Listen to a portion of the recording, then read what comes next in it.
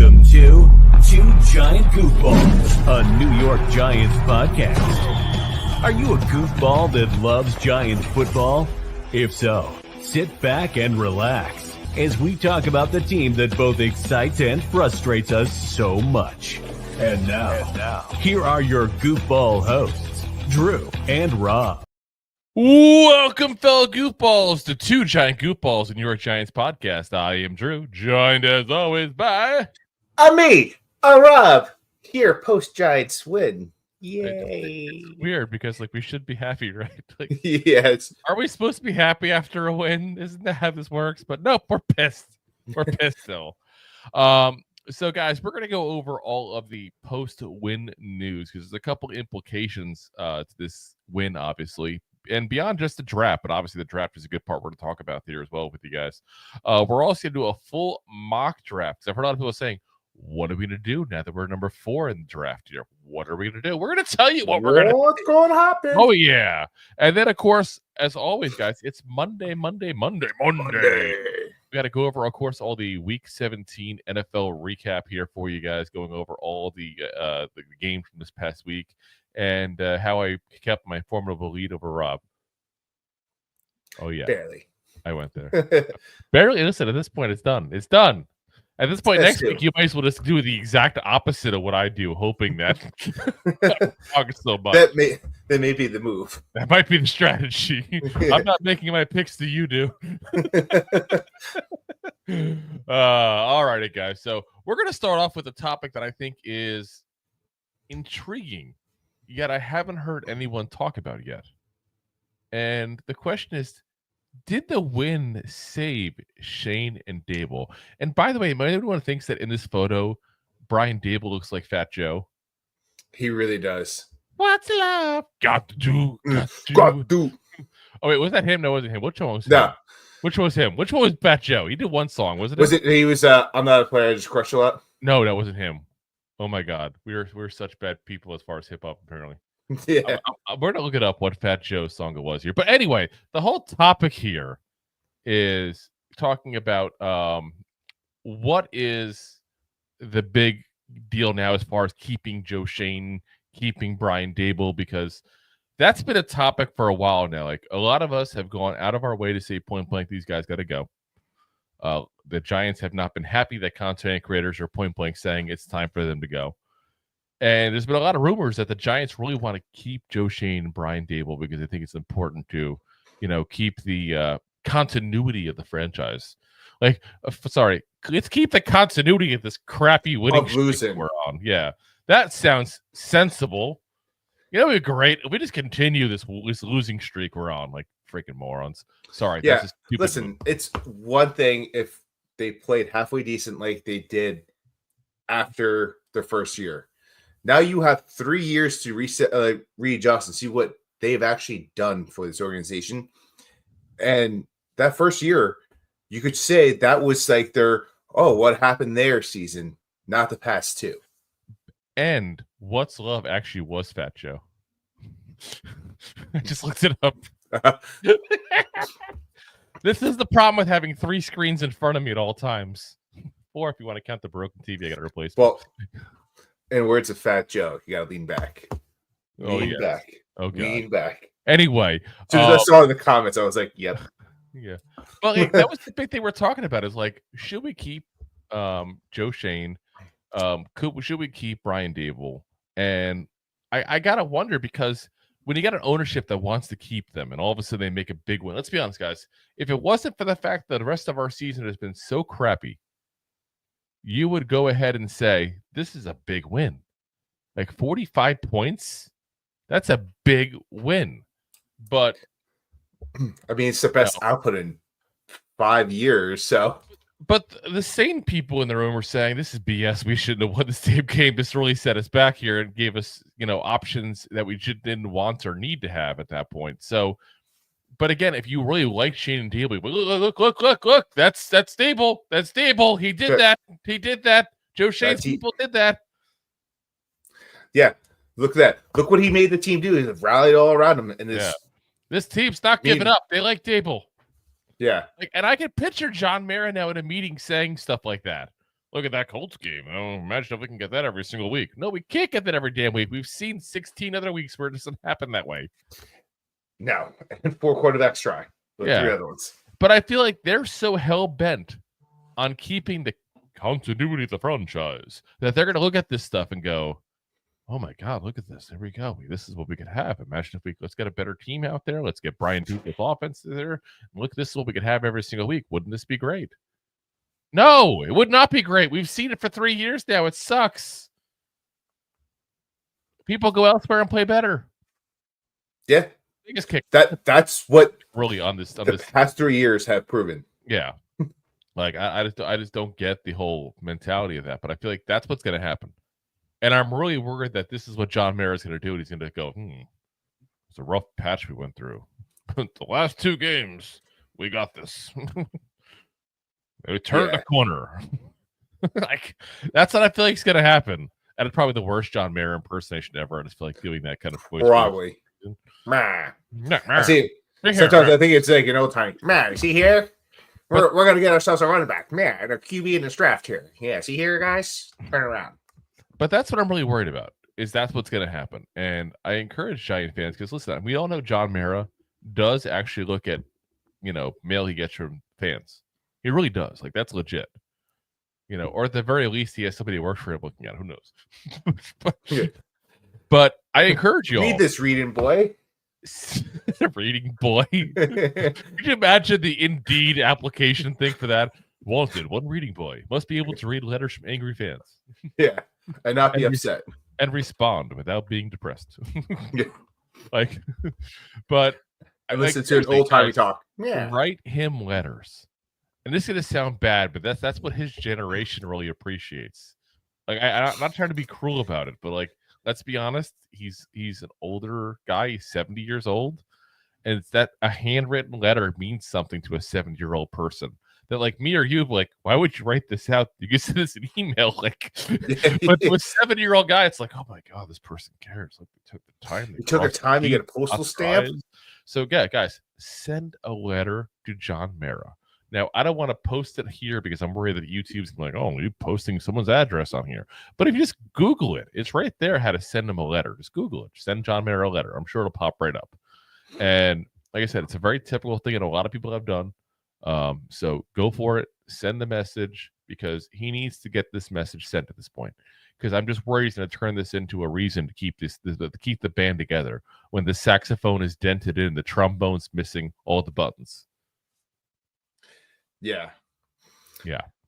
I sent them the return tickets that I bought. So here you go. Here, John, take the tickets back. I don't want to go out to the game and spend money. Deb says, watch it there. I'm coming up on 70. But Deb, okay, tell me if I'm wrong, that the generation of that age group cares more about a handwritten letter than a generation that's in their 20s, 30s, 40s. I hope I'm not wrong. We just offended Deb. Oh, no. Yeah. I offended somebody else. Way to go. Just offending everybody left and right here. I'm just going to shut up now. It's going to be very boring to talk. Yeah. Shut up. Listen, us here at the Goofballs, we also like handwritten letters. So please write in. Drew, what's your address? The opinions expressed by Drew and Rob do not exactly express those as 2 Giant Goofballs. All righty, guys. Let's talk about the she says, well, maybe. That's why Deb's awesome. She knows where we're right. Yeah. All right, let's get to the next topic here because we also got to talk about, obviously, we all know by now we've lost the first round pick. Can we trade, though, for the number 1 pick? And I hate that I used Joe Shane's picture for this thumbnail, by the way, but I'm like, what, screw it. He's still the GM for now, at least. We've got to use him. So I'm sure many of you all know there's an evaluation chart that's kind of used for draft picks. It's kind of a way of figuring out if you got the proper value in a trade. Now, typically, especially when you want a number 1, number 2 kind of pick, you're going to way the hell overpay. Just fair warning. Way the hell overpay. Yeah. So here's what I'm looking at. The Patriots pick number 1, is 13,000 points. The Titans pick number 2, 2,600 points. The Browns pick number 3, 2,200 points. The Giants pick 4, 1,800 points. We got to figure out 1,200 points just to meet the need to trade up at that point to number 1. Or we need 800 points to figure out how to trade up to pick number 2 at that point, depending on how you want to go with it. Because I think a lot of people are talking about, with the Patriots, would they trade? What if the Patriots don't want to trade? What if the Patriots screw it? No, we're staying here. We're taking Hunter. We're not taking the risk somebody else takes him. These are all possible legitimate things, because they might say that all of a sudden the Titans don't like these quarterbacks and want to take one too. Or the Titans don't feel like Shedeur Sanders wants to go there and don't like Cam Ward or something. I mean, there's a lot of options here, guys. But again, we're looking at 1,800 points. We need to get up to 3,000 points. The other picks we have in this draft, guys, aren't worth nearly as much. That's the way it just works. It is a huge drop off from round 1 to round 2. There's a decent drop from round 2 to round 3, and so on and so forth. So round 2 is worth 550 points. That's pick number 35 we have right now. Pick 66 worth 280 points. So it doesn't take a genius to figure out the math. That pick 1, 2, and 3 basically gets you right around pick 2. Let's be honest, guys. If we want to go ahead and move up, we're going to have to give up next year's first. And we're probably still going to have to give up a second. And that's a minimum to move up. A minimum to move up. So I ask you guys the question this. Would you want to go ahead and trade up if you had to give up next year's first and let's say a second this year? Because I think that's probably the starting point for that conversation. And I mean starting point when I say starting point. I'm not so sure I'd take that move. You have to be locked in to say that's your dude. Yeah. Because I don't think you have to go to. I mean, we're on the Cam train. So it's very easy to say. Like, we don't have to give up too much, I think, to move up to 3. No, but I don't know if the Browns would, and that's my concern. Like, everybody's acting as if the Titans wouldn't take a quarterback.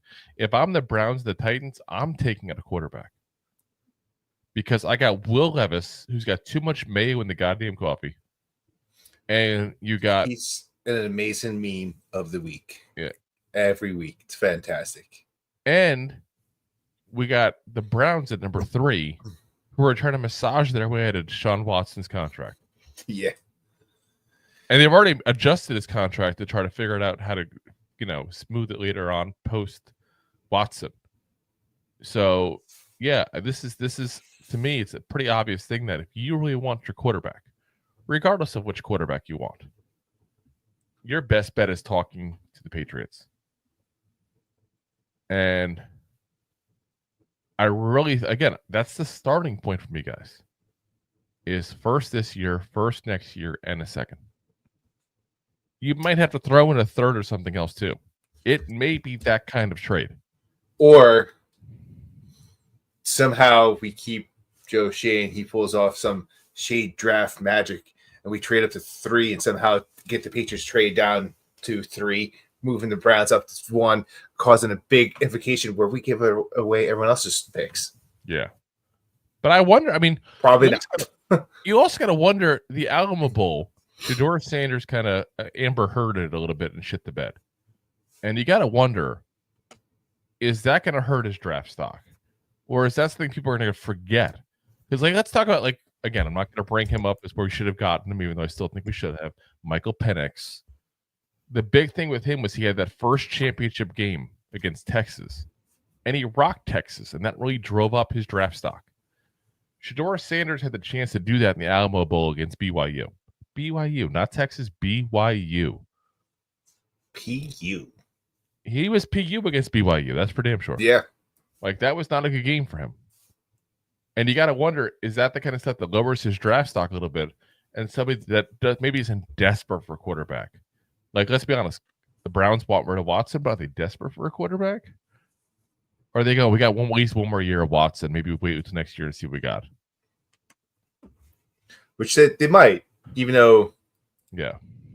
I mean, it might be, especially the past couple of years, it might be just more cost effective to have him sit on your bench and just pay him. Yeah. I mean, here's the advice if the Giants, whoever the GM is going to be, would ask me, is I would say two things. One, and it depends on who the GM is going to be. We'll see, obviously. But one, if you trade up for a quarterback, you better know damn well he's the guy. Yep. Because this will be your job if he's not. Point blank. That's how this works. And number two, set your limit before you even start negotiations and don't go beyond it. Whatever that limit is. You know, it's almost like when you go into a casino, you go, okay, I'm willing to lose $300 tonight, $500 tonight, $600, whatever. Yep. You leave your cards past that. Yep. You don't take your cards on the floor. Yeah, this is what you got. This is your cash. This is what you're coming to spend. This is what you're going to play. Yeah. Kind of the same thing when you buy a car. And I think in this case, you got to know when to hold them, know when to fold them, know when to walk away. Oh, there you go. Run. Oh, yes, I'm doing a little Kenny Rogers here. But it's the honest truth, though. Like, that's where you got to figure it out, is what are these guys worth it to you? And then make your move based on that value. Whatever that value may be, because the value of Shedeur Sanders and Cam Ward is going to be different to us, the Giants, as a whole, I should say, than it is going to be to other teams, because we're absolutely desperate for a quarterback, okay? Let's be very frank on that. We are absolutely desperate for a quarterback, as well as also a ray of hope for this franchise, which is what one of these guys would definitely be right off the bat. So, like I said, I just don't want us to overspend. If he's the guy and you think he's the guy, go get your guy. But make sure you know it and make sure you don't overspend what you're willing to spend. Yeah. Because once again, we're in a 4 years of rebuild at this point. We're in a 30-year rebuild.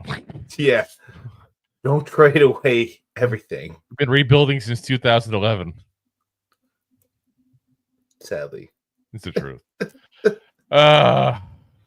So we did something else with this whole scenario here for you guys, because a lot of people are now fighting nonstop on what we're going to do with the draft, because now we're pick number 4. And let's be honest, while we're going to root for the Patriots, Texans, and Browns to win next week, there's not a single one of them expected to win. Granted, we weren't expected to beat the Colts, so you never know. Yeah. You never know. That's why they played the game. But any given Sunday, kid. But was that Beetlejuice or Berman? I can't tell.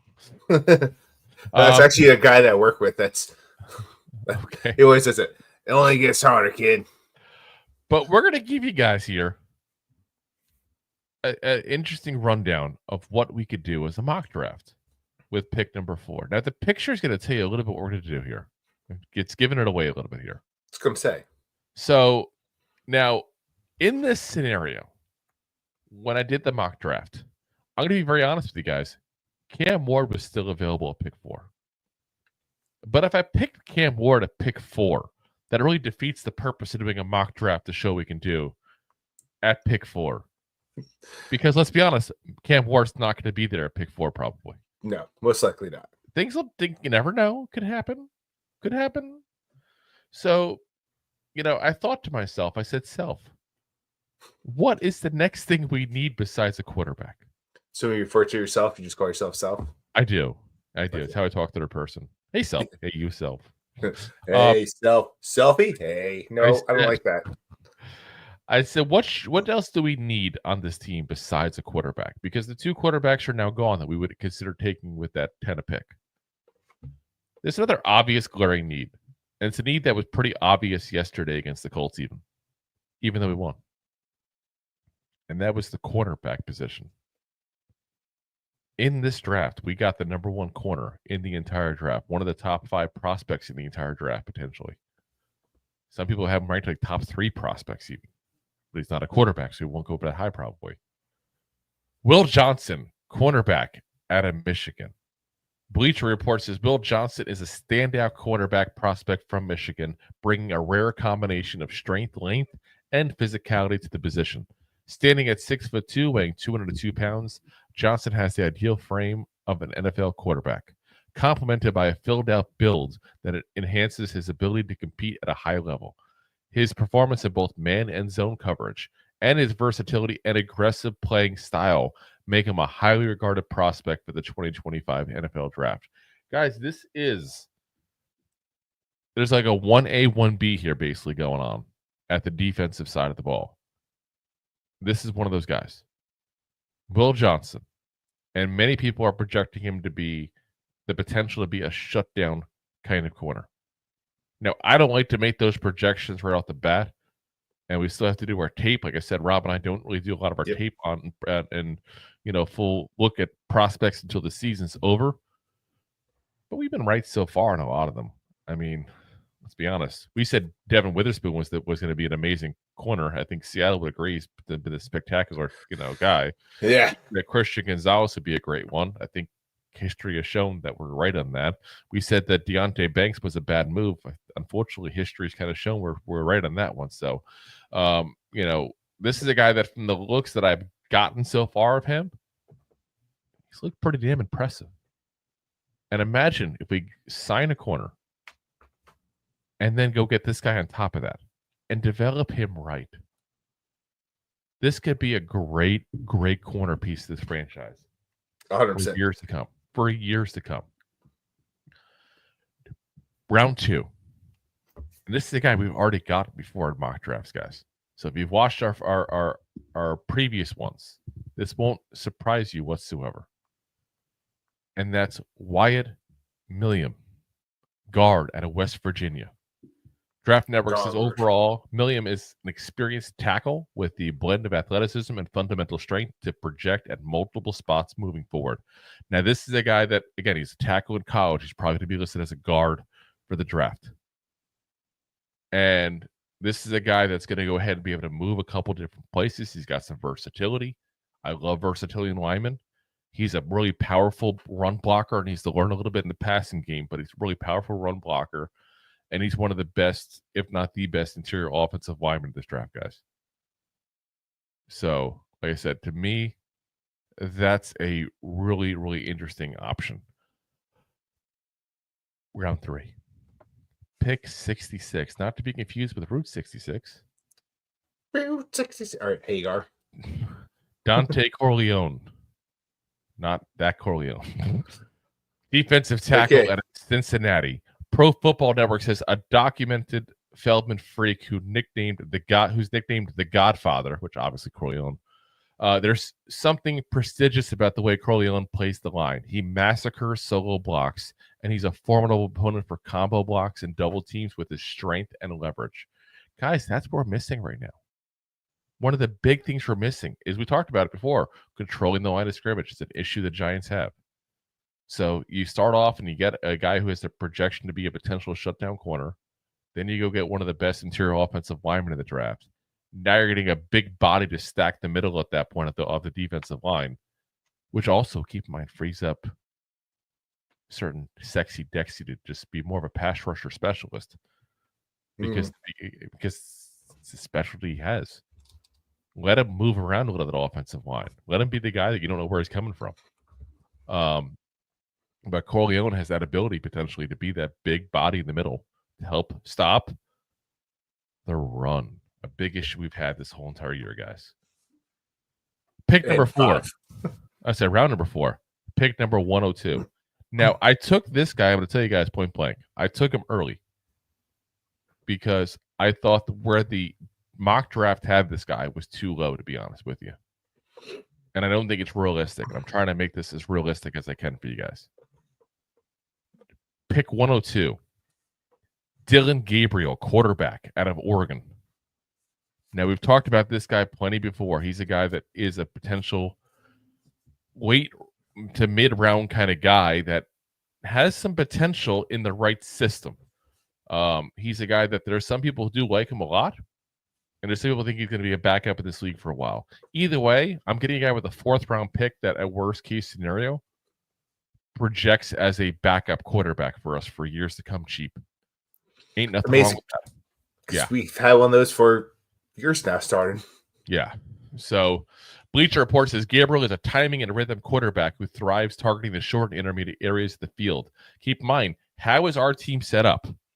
Our 2 top receivers, Malik Neighbors and Wan'Dale Robinson, both guys that love to do short routes and go for yak yards after the fact. Plus, you got an up-and-coming tight end of Theo Johnson as well. It's going to figure into that as well. Anyway, he says he's a spot thrower who can pick apart zone defenses when kept clean in the pocket. Gabriel plays with good poise and calmness inside the pocket, stepping up to avoid collapsing edge pressure. He throws a catchable ball with a combination of velocity and touch. Like I said, I'm not sitting there saying that he is going to be a great quarterback. Let me be very clear on that. I am not saying that. What I'm saying is a guy you can bring in. You sign a veteran guy.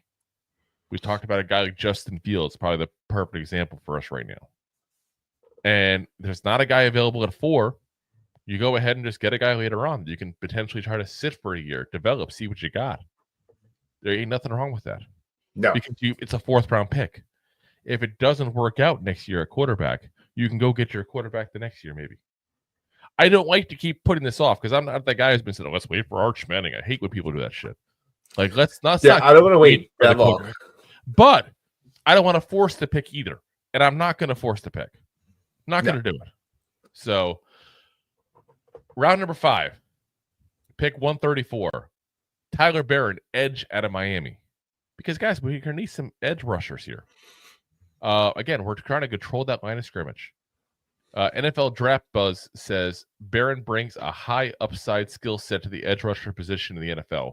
His explosive first step and length make him an immediate threat as a situational pass rusher, while his versatility to play in multiple fronts increases his value in today's multiple look defenses. Again, a guy that I think is a depth piece, which is all you're looking for out of a 5th-round pick. Bring me something. That's all you care about. Yeah. Next 5th-round picks. We got 2 this year. 154. Taj Brooks, running back out of Texas Tech. Guys, y'all know every single mock draft we've done, I've picked the quarterback. I picked the running back. What do you know the running back? Devin Singletary, probably going to be gone at the end of the year. He's not really cutting it. Eric Gray, no bueno. Eric Gray's horrible. Tyrone Tracy Jr. has been really good, but can we count him to be the only back? No. And what I've done the last couple picks, I did this time as well. I'm looking at a guy who could be a change of pace back from what Tracy is. Tracy's a smaller guy. Obviously, he was a converted wide receiver. So he can actually be a big guy. It's not always Kelvin Benjamin over here. I'm looking for a big guy. I'm looking for a north-south runner. I'm looking for a guy that's a change of pace, and that's what Brooks is.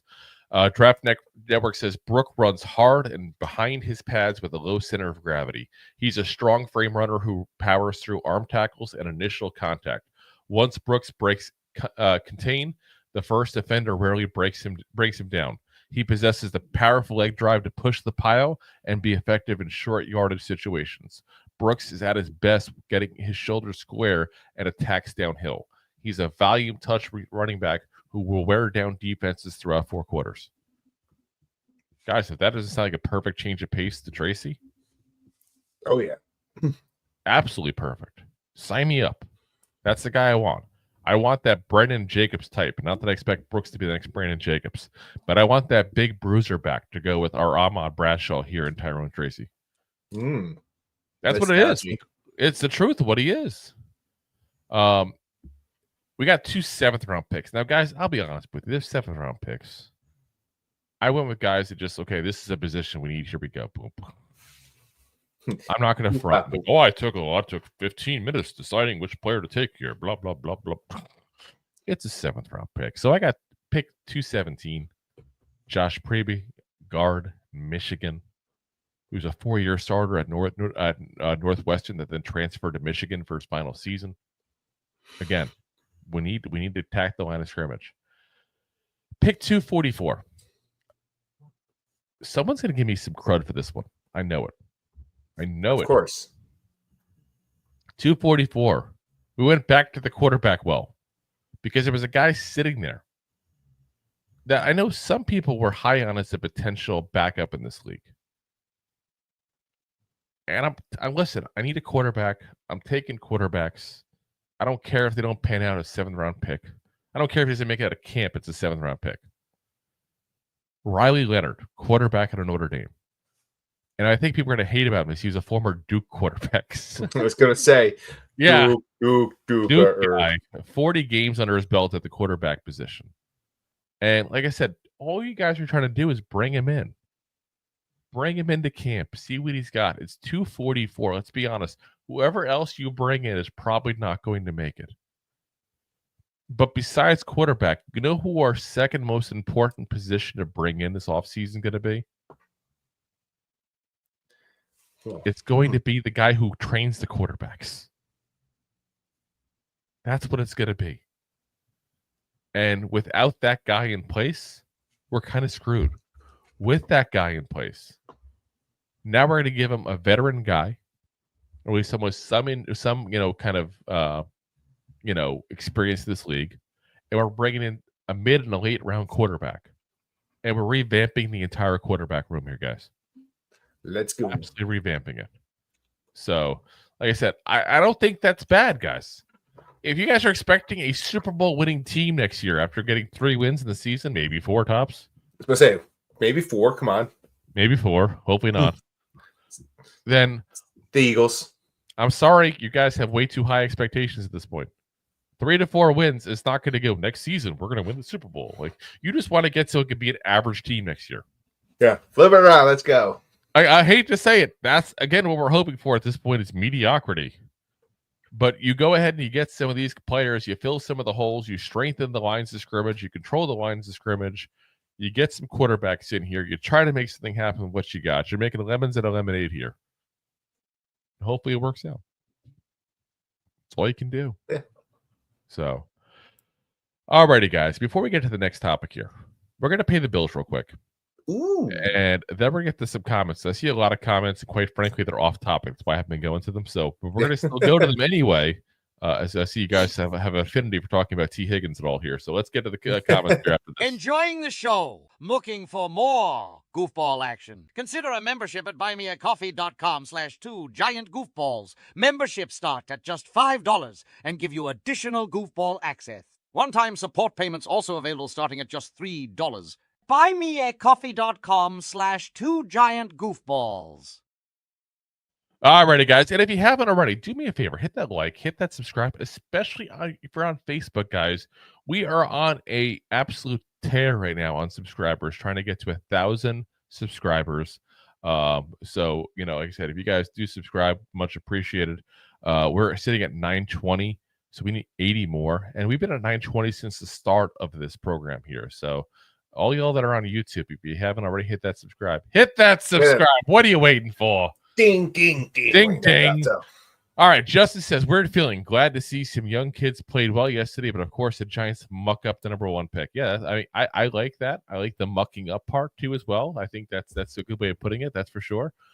Spaz said, what's up, Drew and Rob? What's up, Hey, it says, lean back, Fat Joe. See, we got listen. This is part of the fun of this show is you never know what the hell we're going to talk about. And it's almost like, remember that show Psych back in the day on USA? I freaking loved that show. I feel like we're like content creators that are like Psych, basically. Weird random 80s, 90s, zeros kind of pop culture references through. And it's funny because I can see our age demographic of people who watch it. And we definitely are popular with like the 40-year-olds. Yeah, that's us. Those are our people. Speak for yourself. I didn't quite hit 40 yet. He'll be there yet. Don't you worry. We do guys. We got 30-year-olds too. Justice says, "Do not save them. Lean back, Fat Joe." Deb says, 2 funny suggestions for Eagles game: put 11 in the box and let the receivers run wild to keep Barkley from getting the record. Also, fly a banner saying Dickerson did it in 16. Oh my gosh. Now, first off, that'd be freaking hilarious. But I don't want to be that petty with Saquon, guys. I really don't. The interesting thing is we at my job, you all know, obviously I do the show and stuff like that, so where we talk football with some of the guys and all.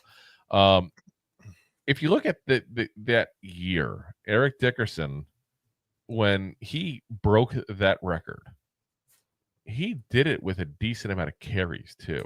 So let's see here. Let me verify the record real quick. 379 carries.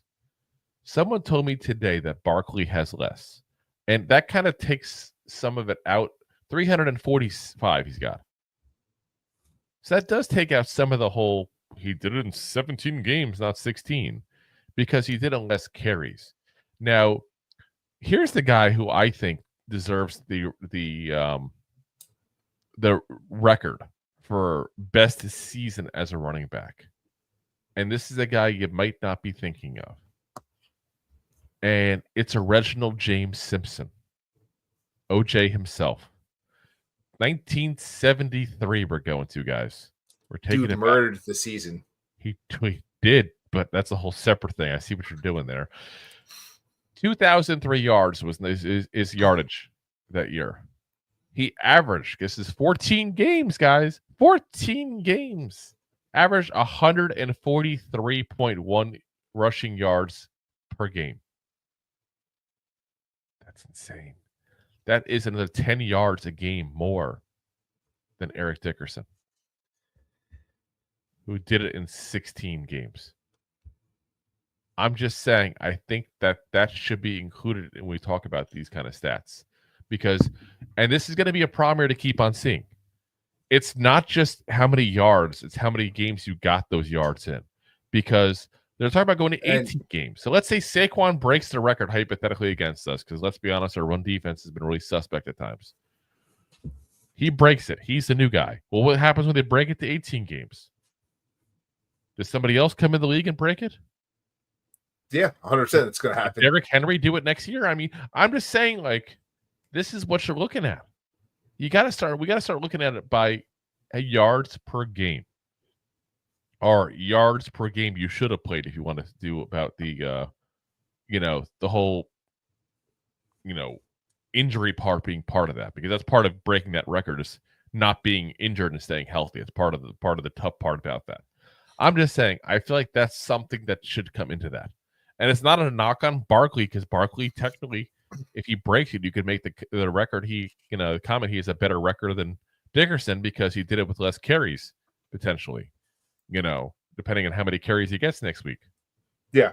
But to me, listen, all controversy aside, we all know OJ was probably not the nicest guy in the world. Allegedly may have been a killer. Allegedly. Also, He's also a great author. Yeah. Also went to jail for beating the crap out of people, I believe, in a lost hotel, if I remember correctly. Yeah, something about memorabilia that. Something about that. I don't want to say exactly what he did. Someone's going to say, "Oh, he didn't do that," and the family's going to sue or something. I don't know. Maybe he'll use that money to pay Ron Goldman off. I don't know. But anyway, all I know is it looked like he got it in a white Bronco and went marching down the field every time he got in the field. But I'm just saying that year to me was the best year of any running back because of how many games he had to do it and what he did. You tell me, when's the last time you seen a running back hit 2,000 yards after his 14th game this season? I've never seen it. Nope. Never. So that to me is the best season. That's the one that should get the record. So and it's amazing too, because James Cameron said he was too nice of a guy to play the Terminator. I've heard that's fake though too, but it's funny every time I hear it. Yeah. All right. Rocky Fresh says, if we can't get our quarterback, I say go all in an offensive line with the draft and use some of the cap to sign a veteran. Fixing the line is a must. I don't disagree with you on some of that. I just don't think that you got to keep in mind that next year we're going to get, Andrew Thomas back. That makes a massive difference to this offensive line. Mm-hmm. That moves Illuminor over to right tackle. So you're actually improving both tackle positions. It's basically you're replacing Evan Neal for Andrew Thomas. Sign me up in a heartbeat for that. And everybody else gets healthier. But like I said, you saw in my mock, I did draft a guard in the second round pick there. I do think the interior offensive line is still something that needs work. I do think we also, could do worse than getting a swing tackle because let's be honest, Andrew Thomas is hurt almost every year.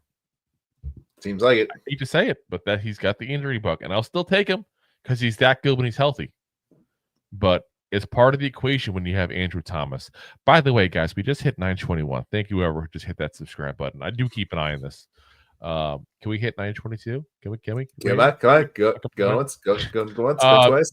Deb's, this is what Deb's talking about us with the letters. Ben Cornett, what's up, man? Says Giants watch Shedeur Sanders on Satan. I don't know what that's supposed to be. Was like, you know what? Let's just win this week and move down in the draft. Yeah, I mean, I don't know. I've gotten a lot of disagreements with this whole thing.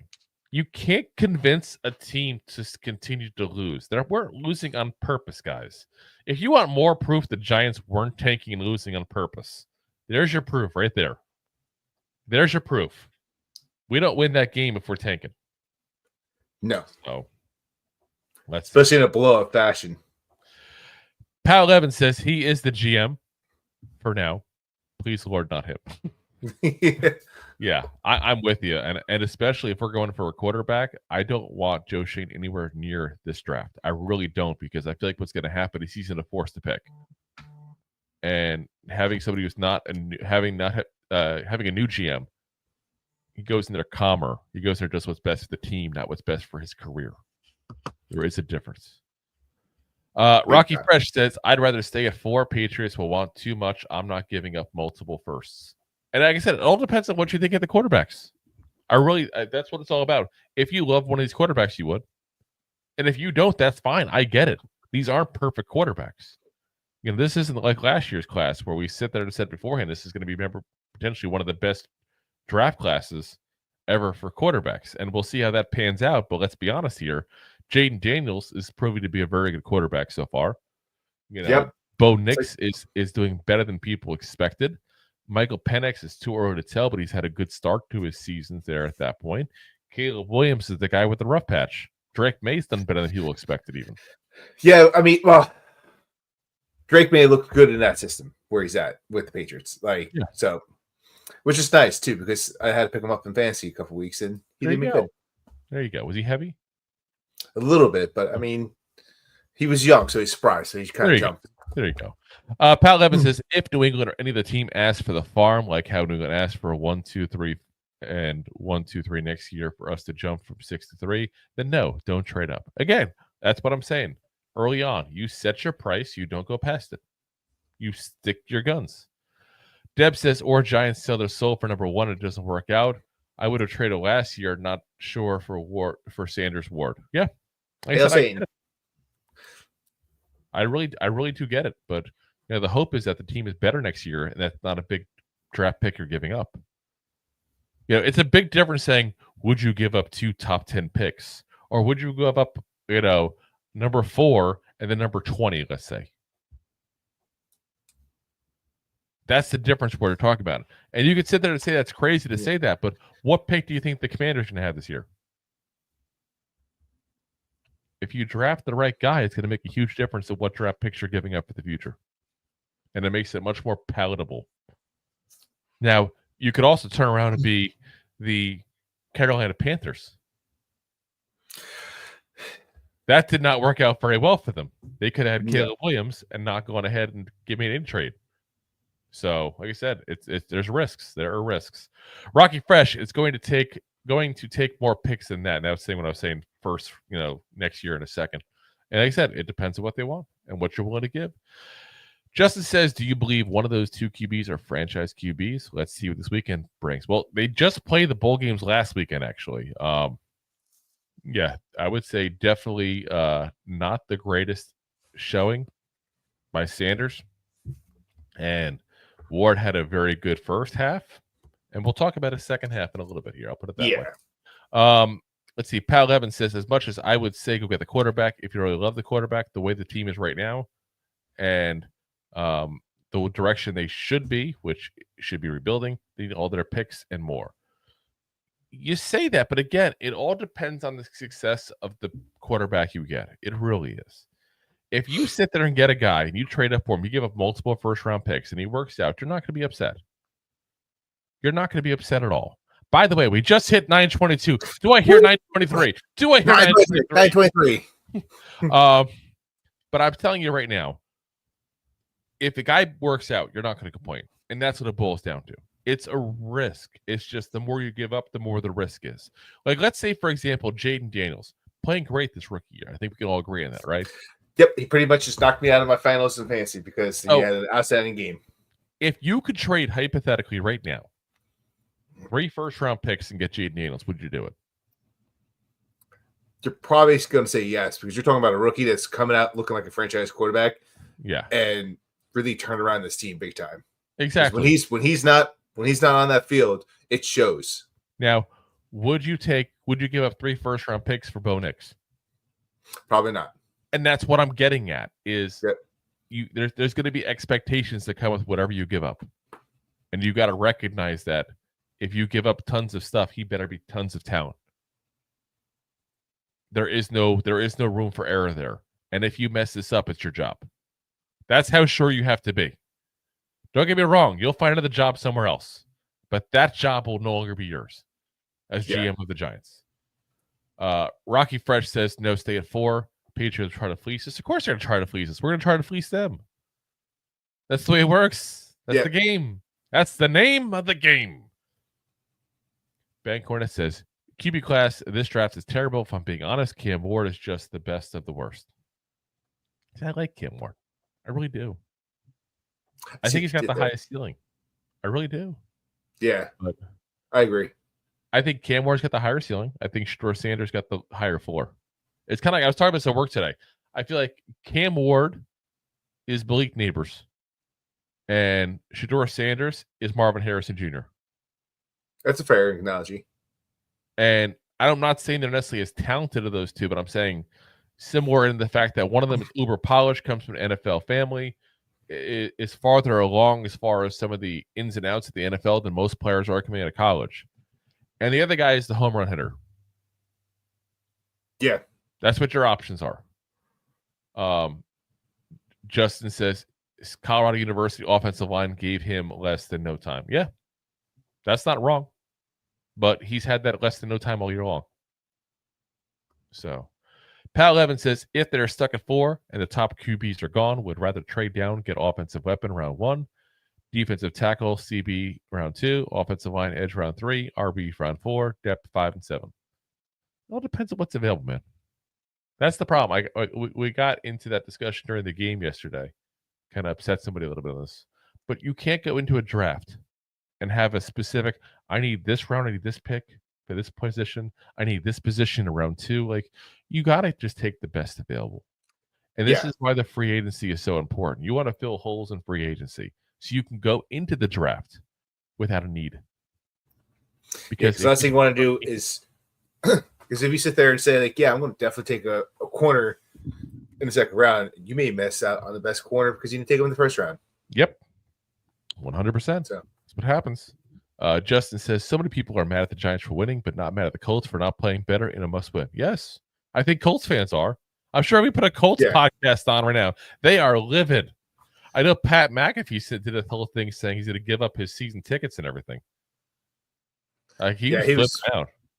He was pretty pissed. Yeah, and that's a loud voice in the NFL world to be pissed off. So yeah. Justin says Dion equals Archie. I get it. And that's what I'm saying. Like, he's the NFL family guy, same as Marvin Harrison Jr. with Marvin Harrison last year. Pat Levin, I think any of the game the Colts would have won easy. It's just one of the once in the season barrage from Giants offensively, very good defense, and even special teams. I don't know if I'd say very good defense the way the whole thing went, and I've been defending the defense most of the season. That was a bad outcome by that defense there. Yeah. But Giants offense just kept on rolling. I never thought I'd say that phrase this year, but Giants offense has kept on rolling. It's been a long time. Pat Levin, I didn't mind the Banks pick at the time. I hated that we traded up for him in the draft. If he was going to be picked by Jacksonville, then we should have pivoted to the next CB, Joey Porter. Yeah, I mean, Joey Porter's an option. We liked Cam Smith a lot. I believe was his name. I remember that year, right, out of South Carolina. So. Yeah. So, we'll have to, like I said, we'll have to see. He went to the Dolphins, I believe. So Dolphins defense was kind of sneaky good. Kept them in games when Tua was out. Even still, like when the Tua came back and he wasn't throwing a high power 40, 50 point games like they've been known for. But defense. I'm kind of curious though, like how we did on that one. I remember he didn't do much last year, but again, rookie year. he's got an absolutely horrendous, oh my God, horrendous grade. We were so wrong on that one. It's not even funny. He's played in 6 games, not a single start. He's got a 33.6 grade. Right, 212 out of 219. Like I said, we admit our faults. We're not always saying we're right. But I also said we would have taken one in the second round. I thought they forced the pick, but that's a whole other topic for a whole other day there. Yeah. Let's get into the next one here. Rocky says no quarterback will go. Will Campbell then sign the Chiefs free agent offensive lineman? I don't know. I feel like signing offensive lineman as a free agent, it just doesn't seem to work out for this team. But either is drafting, so I'm such a loss. It's not even funny. But like I said, Will Johnson's an intriguing one for me.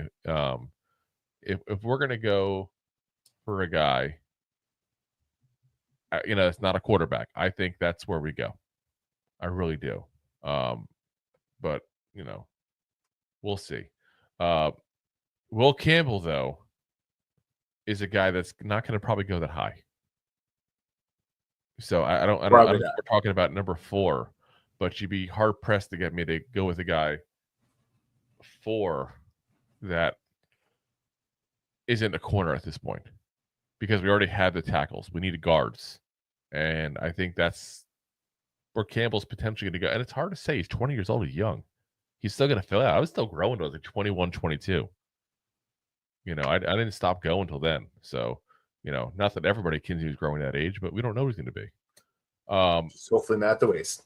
Yep. Pal Evan, I don't mind if Will Johnson, if they pick him, but in my opinion, they should go offensive weapon. Shane has not proven to be good at picking weapons late rounds, but first round leak. So get McMillan or Burden. Honestly, if you want to go that route, I want to trade down. I don't see one of those guys worth pick number 4.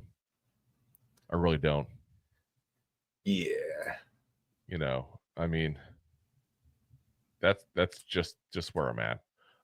Now, I'm surprised no one said Ashton Gentry yet, because I've heard people say that even too. Like, I'm not picking a running back number 4. We're not making that mistake again.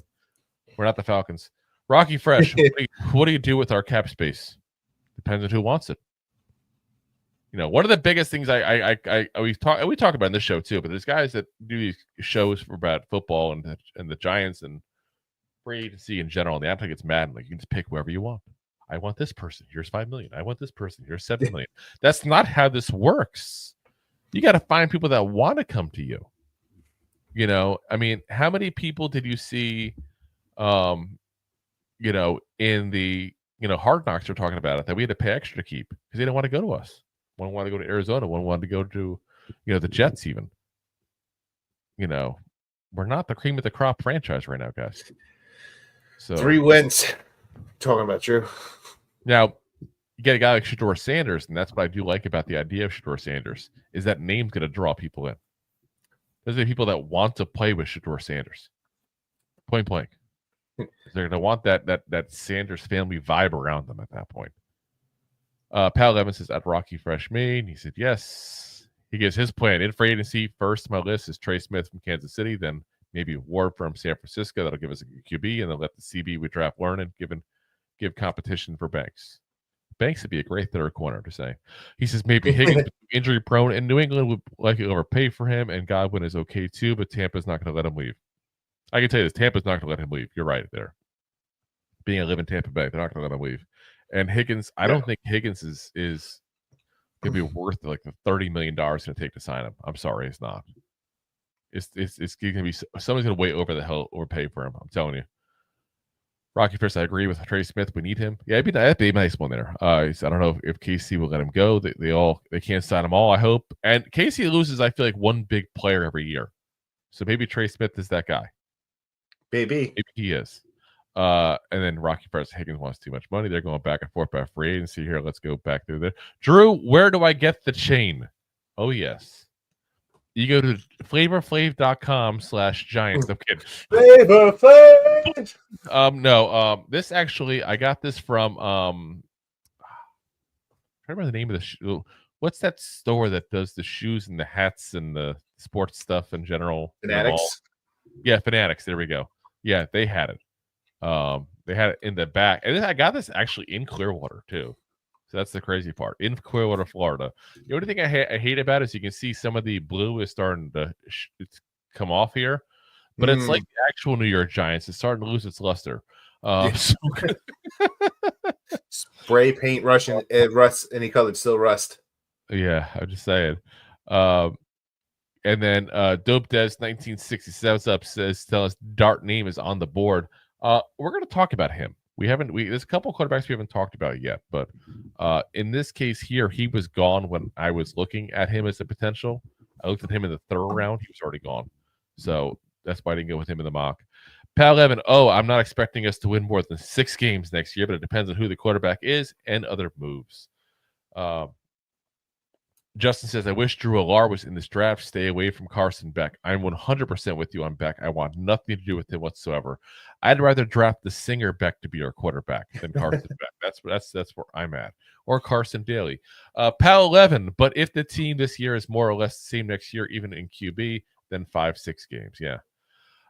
Justin says, shut up, Rob, from all of us over 40-year-old guys. Hell yeah. Yeah, what now? Don't upset us senior citizens here. He says, what? Oh my gosh. Justin says OJ was sniping through defenses, slashing through original tacklers and other defenders nearby, like a runaway Bronco. Oh my. Let's see here. Justin said, I mean, let the NFL games play out this weekend. Yeah, that's part we're gonna have to do to figure out what it is that we're gonna be at. Rocky Fresh says, yes, I would trade 3 ones for Jaden, but I know what I'm getting at this point. LOL. Well, here's part. Again, I feel like I'm being conceited when I talk about us and where our track record with the quarterbacks, as we've been doing this for a couple of years now, and you and I have been spot on. Like, we really have been spot on. We said Caleb Williams is going to be good, but not great. He's overrated. We said Jaden Daniels is going to be the best quarterback of this draft. We said Drake May, we don't know what to expect of him because he comes from such a small school. We said that CJ Stroud would be the better quarterback between him and Bryce Young. Bryce Young would have issues playing in this league. Like, like I said, we were right on all what we said the last couple of years. So, yeah. And if he's the quarterback we like, when we actually do our final, draft breakdown, which we'll probably do here in just a couple weeks, then guess what, guys? I'm going to say we should take whatever it takes to get him if we like him that much. If we like him a little, I'll say, hey, we can move up and it's not too bad. Let's do it. If I don't like him, I'm going to say, why we move up? I don't want these guys.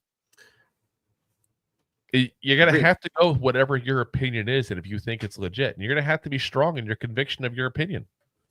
That's part of what these guys are that put in this position of the GM in the league at that point. They're guys who are confident.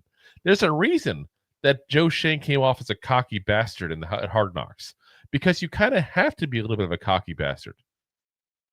That's where you got to be. So, Big Brother Thunder says, we need more than a QB. I just want to trade back and pick up draft collateral. I don't disagree that we need more than a QB. I do disagree that we need 20 picks to fill this roster. So I'm okay with, if we find a quarterback we like, getting the quarterback. And then maybe, let's say, for example, if we trade back in the 3rd round, down to the 4th round, and then pick up another, let's say, a 2 5ths or something like that later on to do it. Like, if you want to make that kind of move and make up for some of the missing picks, I'm cool with that. I don't think you need to go crazy to get a quarterback. I don't think these quarterbacks are going to be people that people will go crazy for, except the Raiders are the wild card. They said the Raiders. But, like I said, you do what you got to do, and you get what you got to get based on what you think they are. But you can always trade back at any point. Not just the 1st round. We've done it before plenty of times. Pal Evans says, Porter is with the Steelers. Yeah, no, he's with the Steelers. We're talking about Cam Smith before. That's the guy that we liked. Let's see. Connor Wallace says, yay, go sports. There it is. Yeah, sports ball. Yay, go sports. Do the thing. Win the points. My wife likes to get me funny sports shirts now. She thinks it's hilarious because she doesn't know anything about sports whatsoever, but she's trying to be supportive. So it's a shirt given with love. So she looks like the Sound of Music at the very end. Just is that the end? I never seen the movie. I really haven't. She's in a big open meadow just doing circles. Oh, is that the end? music. I know that scene. I just don't know. Pretty sure that's it. Yeah, I don't know. Rocky first. I don't know about Sanders. He plays the best competition he did all year and looked horrible. That's a red flag to me. Yes, 100%. Dope Des 1967 says we didn't pick Eli. He picked us. Maybe top quarterback will pick us after quarterback. Then what? We're going to talk about that in a little bit. Rocky Fresh, I just want to have a good offensive line. So bad, man. Our line has been bad for over a decade. It's crazy. Yeah. Pal 11. Oh yeah. Aside from trading down, I agree. I don't know what you're agreeing to right now, but okay. So gone by. Let's see. Connor says, Drew, hit the weight room and get your 6'7" tall ass on a team. You can do it. You can do it all night long. Okay, Rob Schneider over here. Listen, my playing days are over, point blank. I'm 42. I am done. I'm like Tom Brady's age at that point. He's not coming back. I'm not coming back. It is what it is. Connor says, he won a Super Bowl at 42, I believe. Yeah, he's actually probably Tom Brady's a little older than me. I think he's like 44. Yeah, he's 45. 45? Is he that old now? Sheesh. I think he's 45 now. Yeah. Connor says, it's so sad I watch Lions 49ers and wish our team could play like them and at least make games fun again. At least make competitive. Hey, we were competitive this week and you're complaining. Big Brother Leonard, how do you guys feel about Will Howard, the quarterback from Ohio State? To be honest, we haven't really done any work on him yet. So he does have really good passer rating, I believe. Yeah. Yeah, I guess I have to do homework. I haven't done any any kind of homework on him. I'll just say this. If we draft that guy, just looking at what he looks like here, the pictures of him, there's gonna be definitely the talk about the Giants and black quarterbacks here. I'm just saying, because here's the kid with the sideways, combed hair and everything, looking like he grew up in Iowa. Just saying, like, every year we don't draft the black quarterback. There's the talk at that point. You draft this kid, that talk's definitely going to be there. There's people accusing us of winning the game just to avoid black quarterback in the draft. Like, that's insanity. I'm sorry. Like, that's insanity. I have said all along, I don't pretend to know if there's anybody with horrible ideas as far as race and stuff like that within the Giants organization. I don't pretend to say that's not a possibility. But to think they lost the game just to not draft a black quarterback, I'm sorry. That's just asinine. Absolutely asinine. Like, it's insanity to me. But again, there is the chance that there are some people in the organization that don't like the idea of a black quarterback. I'm not stupid enough to say that's not a possibility. Yeah. What's that? Oh, the picture of Will Howard. Oh yeah. I can show it. I'm just saying, like, it's anybody Googles it, you'll see what I'm saying. Let's see here. Where'd it go? Connor says Drew and his NY chain. He's our Flavor Flav. Yeah, boy. Yeah, boy. Keep Brigitte Nelson away from me. Dope Des 1987. I want to apologize. Vrabel should be next coach. Joe Shane has his defensive coordinator. His offensive coordinator is our tight ends coach. Follow the breadcrumbs. Oh yeah, we've been saying that, especially with with Shane Bowen, and I'm not very anti. I'm not anti him keeping Bowen either. I'm not anti Bowen at all, and a lot of people are. Connor says, "Oops, sorry. Go ahead." Oh, I'm saying no. I'm on the Bowen train. Or train now. Connor says, "Do we give Drew Lock fair chance and get quarterback next year, or do we have to get quarterback now because they effed ourselves out of top 2?" Listen, we're not keeping Drew Lock. Don't even start that. Yeah. He says, "Can we get an?" Connor says, "Can we get an Asian quarterback? Shut up, this black talker. Maybe a Spanish quarterback." Let's see. Big Brother Thunder. I don't want to draft a black quarterback just because to say we have a black quarterback. I want to draft the right quarterback. I don't care what his race is. I'm 100% with you there, man. Yeah, I just want to win games. I could not. He could have purple skin for all I give a damn. I really could not care less. I just said I feel like I have to address that to a certain degree in some of the topics because I keep hearing it popping up. And like I said, I think that's probably the safest way to say, like, I don't think that's what's going on, but I'm also not fool enough to think that there's not people that are potentially racist within the organization, because there are people that are racist in this world. To me, to be ignorant to think otherwise would be crazy. But like I said, I really hope not, because A, it's wrong, and B, I'd feel bad rooting for the team at that point. Seriously, right? Yes, that'd be like, it's almost like I said, if they ever signed Michael Vick, I would have stopped following the team until he was off the team. I said that, and I meant that.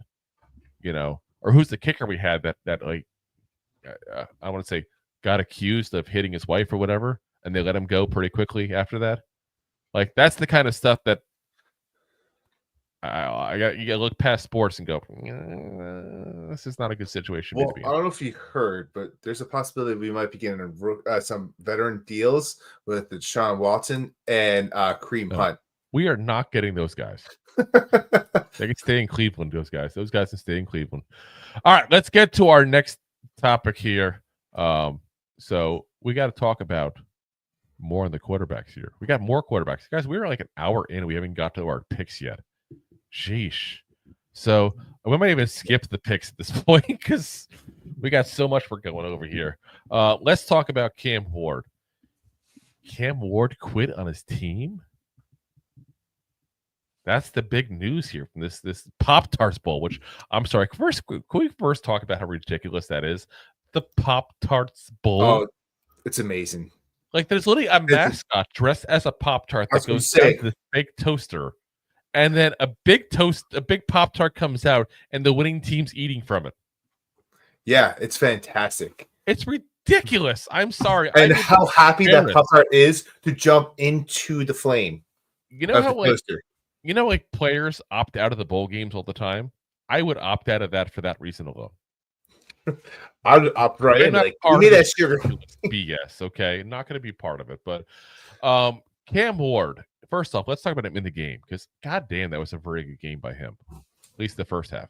12 of 19, 190 yards and 3 touchdowns in that first half. He literally sets the NCAA record, Division I career record for passing touchdowns. Like, that's a big, impressive record to get. He then declined to play in the second half. Let me just put that. He declined to play in the second half. Even as his team was losing by 1 point with less than 1 minute to play in the game, he stood on the sidelines. That's a bad look. Wow. Like, I get, and there's multiple arguments you can take with this because, yeah, he just went out there and showed the NFL and all the teams his worth. And then said, I'm going to protect my health. I'm going to sit on the sidelines. I'm making a business decision. That's 100% what that was. But you're also a leader of a team that needed you. It's a bad look when you set the record and then you're just like, I'm done. Yeah. Like that's literally the epitome of the mic drop. Yeah. Now, here's the other thing about it, interesting, and I didn't see this till today, and we were going to talk about this actually yesterday until all this talk we had about the game yesterday. I heard the interview, post-game interview with the head coach, and he was asked, was this the plan to sit Cam Ward in the second half? And he said, I'm going to go ahead and keep those conversations private. Which means no. Now, I don't want to sit there and say maybe that's a rule he has. Maybe he's because some guys are like that. Maybe it's a rule of like, let's keep everything private. Let's keep everything in house. Anybody who's a Miami fan can let me know if that's what it normally is. I don't pretend to be enough of a college football fan to know the ins and outs of the way the Miami head coach does conversations with players. Yeah, I you're right. Some coaches will play that, be like, listen, yeah, anything that happens during the season will not be discussed during the season. It will be discussed after the season if we get to it. That's just the way it goes. I mean, some of them you can literally say, does he like ice in his water? Oh, or keep those conversations in house. Like that's sometimes that's just the way some coaches are. Yeah. And that's them trying to respect their players. So, but it's a weird look in that scenario specifically to say that because it's like he knows what's going on. And he could have bailed him out and said, listen, I don't talk about things usually. I'm going to keep this simple. We discuss this ahead of time, and we're going to move on from this topic. That would have killed everything right there. Yep. And he chose not to do that. So to me, that tells me that it probably was not planned. Now, there's a couple of things that I thought about in this. One, is it worse to is it worse or better than the people that opt out entirely of playing in the games? Like, how many players make business decisions, don't even play in the bowl game at all? It's better to love and lost than to never have loved at all. Go I'm out just there, saying, play part of the game, and then I quit. always wonder. I mean, he could have sat out the whole game. He wouldn't have gotten the record. But he could have sat out the whole game, and nobody would have said a goddamn thing if he sat out the whole game. So what is worse, Yeah. not going in the whole game or doing the first half? The worst part is you leave winning, and then you're struggling. That's where the part of the problem becomes. The second part I thought about this was, did he basically, for all intents and purposes, abandon his teammates? And that's a discussion that adds on everyone's mind, because like you can say it's a business decision, and like it could have been, I'm going to ball after the first half, and then I'm going to. But it's stop. Like, again, he could have not played at all, and that's where I'm kind of like so torn in this whole thing, because it's like it's let's be honest, okay, does it really matter at all? Because it's the Pop-Tarts Bowl. It's not the goddamn national championship game. It's the Pop-Tarts Bowl. There's a goddamn strawberry Pop-Tart person coming out of a toaster oven. I bet it was delicious.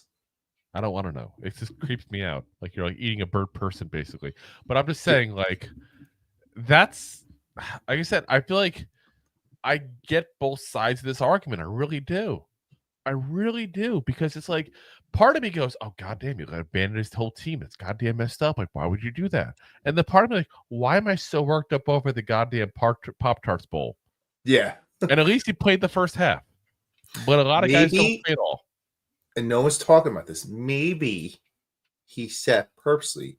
So this way he wouldn't give his teams diabetes when they had to go eat the Pop. Diabetes. I mean, they lost, like I said, 1 point. They lost 42-41. By the way, Emory Williams, who's their backup quarterback, went 5 for 14 with 26 yards and 1 interception in that second half. Now, this tells me alone one of two things. Either Cam Ward's goddamn amazing or Emory Williams is goddamn trash. I mean, it could be Lakame Khan B. It probably is. Or, I mean, if he shuts down, like, and doesn't play this, the rest of the team just lose that juice, if you will. Yeah. I'm just saying, like I said, I think this is much ado about nothing in my eyes. Like, I think when we do our final evaluation of quarterbacks, I don't think that's going to come up for me as an issue, this whole thing. No. I think the only way it would is if something else came out. Like, teammates came out and said point blank, you abandoned us. You know, a coach came out and said point blank that we never had this plan. I was screwed once he left. That's the only thing that would make me pull this back up again and go, hold on a second here. I got to circle back. You know, but like I said, I don't think it's that big of a deal because it wasn't a national championship game, and plenty of players don't play it. And I get why you get a little bit like, whoa, like, why do you think you're going to play the first half? But it is better to play the first half than to play nothing at all. Because imagine how bad they would get. Oh my God, destroyed.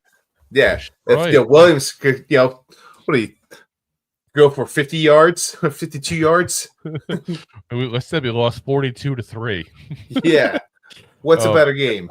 Yeah. No, like I said, I'm there with you. I really am.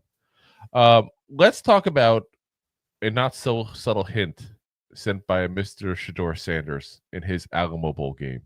Now you see in the picture there, this red and blue cleats, those of you on the video portion, that is the cleats that were found in his locker. So, you know, those are custom cleats he had made with the Giants colors, with the Giant emblem right on it, that were in his locker during the Alamo Bowl. So leading up to the bowl game, there was a video circulating around on social media, and there's a guy with him saying, "What? Wait until you see the cleats." And then you see this. Reports there were that he was actually wearing them during the game. That's false. We're not going to spread that BS. Yep. Fake news. So another, I said another photo actually showed them on the ground, which says he was practicing with them. There's been a lot of speculation. The only thing I've seen legit so far is him playing, like I said, him being at his locker and then being in the locker. And I think that's probably the extent of them. But I think it sends a clear clear message. We're sitting there, people saying, "Oh, I don't know if they're going to want him to play there." I think it's pretty obvious he'd be okay playing in New York. Yeah, if you got custom cleats ready to go, yeah. When you're not done with this game, what if he blew out his ACL? Yeah. Yeah, it'd be very typical of Giants cleats to tear your ACL in a second. Yeah. Oh my Before god. he becomes a Giant. He really is meant for the New York. So, but it begs the question here. Now that because when that happened, when you saw the cleats in the locker, at that point we had the number 1 pick. The Giants did. Now we don't. I'm really wondering if Dion wants him to come to New York. And I don't mean that in a bad way, like everybody's been talking. I mean, I think Dion wants him in New York. Point blank. Put the pieces together. Yeah. Dion said he would have conversations behind closed doors with the teams he didn't want his son to go to. Said that point blank. In a respectful way. I'm going to do it behind closed doors, and I'm not here to embarrass a team. I actually was no problem with that whatsoever. No. Then Shedeur Sanders is very publicly seen playing catch with neighbors in the streets of New York. Now he's caught with cleats, Giants cleats in his locker room. And I didn't say caught because it was pretty obvious he wanted to get caught with them. Yeah. It's like, oh, look at this. Don't look at this. Oh, look what I got. Yeah. These are some not so subtle hints, guys, overall. And I really wonder if Dion is going to orchestrate this and play an Archie Manning. I'm just saying, I feel like that is what's going to happen here. Now, here's an interesting bit of quinky-dink. Rob, 2004, we drafted Mr. Eli Manning. Well, what pick did we have that year? Was it 4? It was pick 4. This would not be the first time the Giants went and got a player in the first overall pick when we had the 4th overall pick because that player wanted to come to us. Yeah. Didn't we actually – where we go with Phillip Rivers? We drafted Phillip Rivers, and it's funny because if you listen to Phillip Rivers, the Giants never even called him. The clock was running out. The trade wasn't finalized yet. The Giants drafted Rivers. They knew that's who the Chargers wanted. Or we would have drafted Roethlisberger, point blank. That was our backup plan. Women in New York are very happy we didn't do that. Yeah. But, yeah, we would have drafted him. And we drafted Rivers because we wanted that trade to go down. And something is telling me here. And you know that I watch this show on a regular basis, know how I am about vibes, and I get these feelings sometimes. And I'm like the Giants psychic over here. It's just there are some things where the dots get connected to my brain, and I'm like, it's like my ADD superpower. And I'm like, oh my God. He sees through walls. Sanders said, I'm going to get my son where I want him, basically. I'm going to have conversations behind closed doors. He's not going to get past 1. The Giants are going to had the number 1 pick, and all of a sudden, here's all the signs. Here's him playing catch with neighbors. Here's the cleats. And now the Giants are at 4, and you don't hear anything at all. And I'll say this to Shedeur. I saw a video of him talking to people, and they were asking him point blank where he wanted to go. And he refused to comment. Good move, Sanders, because you don't know where you're going. Good move. I'm going to give him on that. That actually, because we talked about it, I'm a little nervous about his personality. That was a damn good thing I saw. I give him kudos on that. And like I said, I'm not anti-Sanders. It's just some things he's done has made me a little nervous. That makes me very not nervous when I see something like that. Yeah. But something makes me wonder if in the end we would have gone ahead, we can go ahead and get Shedeur Sanders because Dion wants him to go there, and he's going to pull an Archie Manning. Something just tells me that's what's going to happen. And I have this weird vibe in my head that we're going to get Shedeur Sanders, hell or high water, because Dion's going to make it happen. And I think Dion wants him in a large market. He understands the financial implications that happens with playing in a large market. I think he understands that Neighbors is a guy that he wants to play with. I think he understands that there are some pieces here. It's a raw city. Don't get me wrong. Like between the Jets and the Giants, this team is, this whole city is begging for a football savior, so to speak. Yeah. And Shedeur could step in and be that guy. And listen, you look at Tennessee, how far away of being a good team? Not more than a quarterback. Yeah. You look at, you look over at Vegas. They're nothing but a dumpster fire all the time. Yep. And like, why would you there's an appeal to go out to Vegas to be a Raider because like there's a history with the team, but yeah, that history's passed before most of these guys coming out of college before they were born. Yeah. They've been bad for decades. And then number one, you got the Pats, and they're probably not moving on from A. No. So, and they'd be stupid not to trade back. They really would be, because I'm sorry, I still think Travis Hunter is going to be a little overrated right now, because people think he's going to be an all-pro on both sides of the ball. That's not likely. History has shown us that when you draft somebody who's just an athlete and doesn't have a pure set here they are at this spot kind of thing, it doesn't always work out. No. Looking at you, Isaiah Simmons. Just saying. The difference is he has actual positions, but you don't know which position he wants to play in, or you want him to play in the NFL. And it's hard to teach a guy two positions in the NFL. It really is. So, like I said, one. They could very well trade down, and this gives us that option. Something just tells me that there's going to be a trade going down, and I could be wrong. This is gut instinct. This is me connecting dots. That's all this is. But something tells me that it's going to happen. We'll see if I'm right. All righty, guys. One more segment we got here for you. So, Eli Manning. We like to bring him up as often as possible. Remember the good old days? We used to be winners. Eli Manning. Look at that crazy picture of his. Chad Powers? Yes, that is Chad Powers. Eli Manning is named a finalist for the Hall of Fame, guys. He ends up being one of the 15 finalists this year. Now, keep in mind, only 5 of them get in.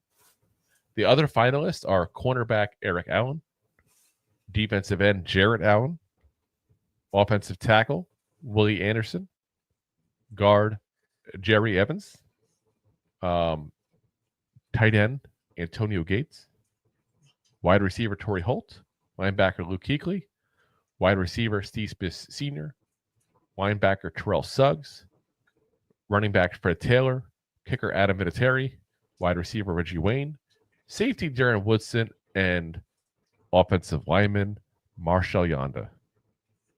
Now, you got Kuechly, Suggs, Manning, Vinatieri, and Yonder, all first-time ballot guys. Now, first-time ballot, we've talked about this before. First-time ballot in all sports, for whatever reason, is a big deal. Who's a first ballot Hall of Famer? As if that should matter. You're either Hall of Famer or not. Sorry. Yeah. I think it's BS they do that. But then you got guys, because you got to think those guys are a little harder to get in. But then you got guys like, Anderson, Holt, Taylor, Wayne, and Woodson have been eligible for 5 or more years. That doesn't speak well for them. Which I'm sorry, I'm going to throw it up right now. Holt and Wayne should be in the Hall of Fame. Sorry, they should. But that tells you there's an opening here, guys. That is right there. That is 10 of the 15 people. So sometimes you're going to get some old timers and some first timers to get in. And when you only have 5 of them, otherwise, you're probably going to get in. So yeah, I think this is the chance for Eli Manning to be a first ballot Hall of Famer. And I think his notoriety outside of the actual football field itself is what's going to help him, actually. And it shouldn't. I'm going to say that point blank. It should not help him in that regard. But I think it's going to. And I'm okay with it because I do think he deserves to be in the Hall of Fame just for what he did in the postseason and the playoffs in general. I really do. But you got the Manning name. That's a big draw. You got the New York market. Those two things are going to boost excitement over this pro football class like you would not believe. And the NFL Hall of Fame does not shy away from a controversial pick. Remember a couple of years ago, Tony Baselli. How much talk was there then? Because Tony Baselli had a very, very short career, especially for a guy to be a Hall of Famer. And he's a guy that a lot of people thought should not go in. Point blank. Because he didn't play for very long. He didn't. The guy was basically there for the late 90s. That's it. Pretty much, yeah. But he was a Pro Bowler from 1996, 1997, 1998, 1999, and 2000. Part of the 90s All-Decade team. He was a 3-time first-team All-Pro. I agree with it. I think Tony Baselli does get in. But you're going to get that kind of issue because guys like Sterling Sharp aren't in that should also probably be in with short careers. But Eli Manning had the length. He's got the rings. He's got the career numbers. What he just doesn't have is, you can say, the record and the interceptions. So he's not a perfect candidate. I'm not saying he's a perfect candidate. But I think he'll be a first ballot Hall of Famer this year because of the Manning name. I think they'll get that for the notoriety. Yeah. I mean, also what he's done off the field to help people on the field. He's always there helping out other players, young players come up. So, yep. I think there's a lot. He's always been nice with the media, too. That's part of it. People forget. Like T.O., it took forever for T.O. to get in, it felt like. But that's because the media hated him. He was a jerk. He was a doc. So, the way this works, you get a media member from each city with an NFL. You get 2 from New York because we got 2 teams. And then you have at-large people. But these are all the media that are doing this. So when you're a jerk to the media, it's going to hurt you. When you're nice to the media, it's going to help you. And Eli's always been very nice to the media. If you talk to local Giants beat reporters and all, they all loved Eli. And not because of what he did for the team, but the way he was for them and how he treated them as a person. So I fully expect, like I said, for him to get in.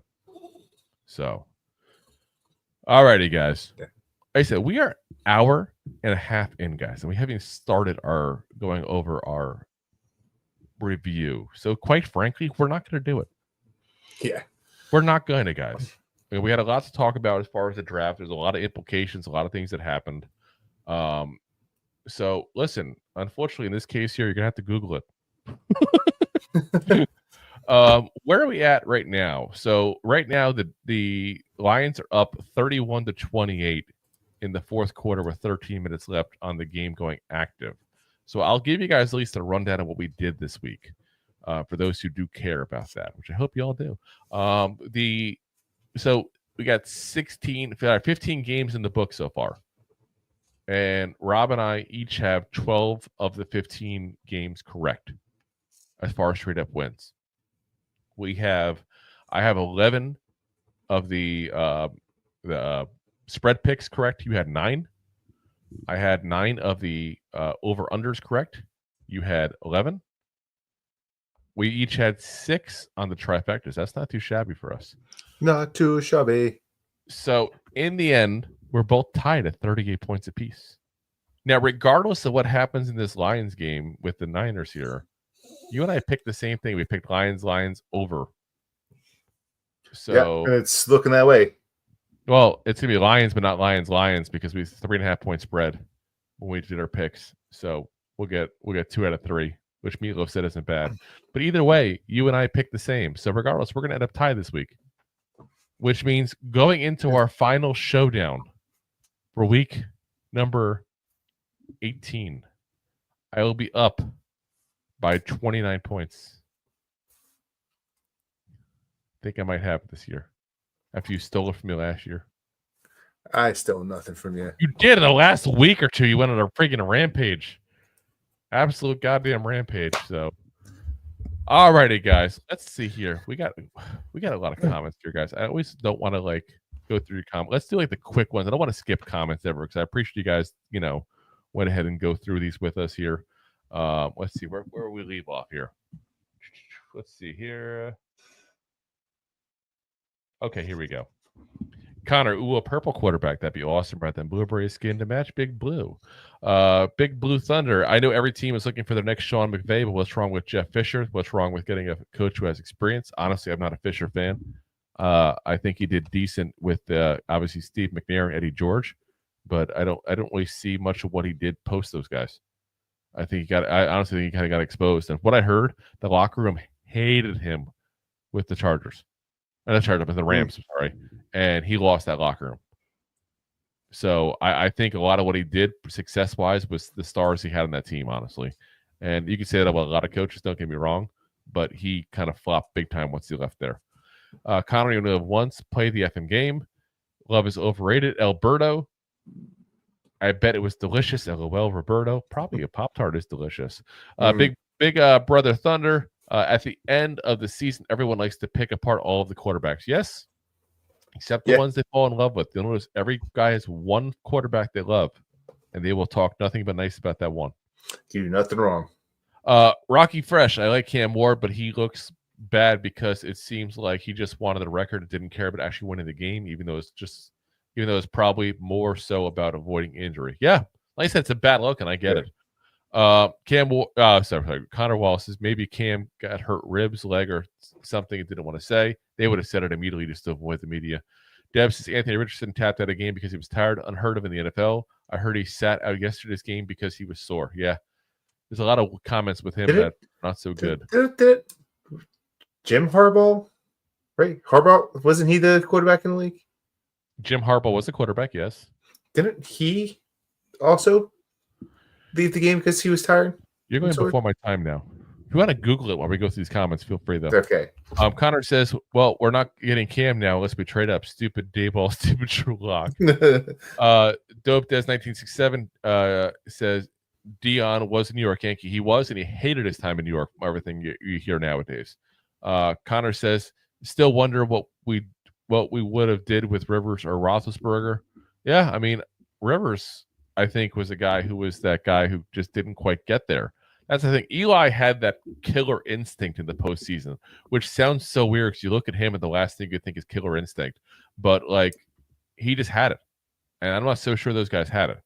Big Ben had a great defense, great coaching all around him the whole entire time. Eli was Eli. Pat Levin says he could. I don't think he could, especially seeing Tennessee and Cleveland or Vegas or New York. He would want his son to play in either Vegas or New York.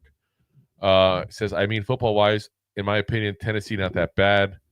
Weapons, Pollard, Spears, Ridley, Boyd, OL not that bad. And defense, Simmons, Snead, Diggs. No, they're bad. There's a reason that team is bad.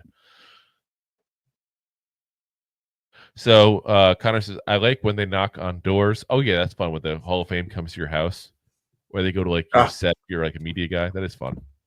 Connor says 49ers missed field goals. Lions 31, 49ers 28 in the fourth. Yep. And then says best undefeated team, Road Warrior, 2-time champion, 2-time Super Bowl MVP, got second Super Bowl before Peyton. It's a lock. We don't say lock in the show right now. Come on. Yeah. Come on now. I see what we did there, Connor. So did you look it up? It keeps talking about he leaves the game because of mysterious illness back in October because he had heart palpitations pretty much. Oh, you meant this year? I thought you meant when he was a player. No, when he was a player. I meant that as a player, but I can't find it. Yeah. Oh, okay. I was saying, yeah, because this year was a heart issue. Definitely. I heard of that one. Yeah.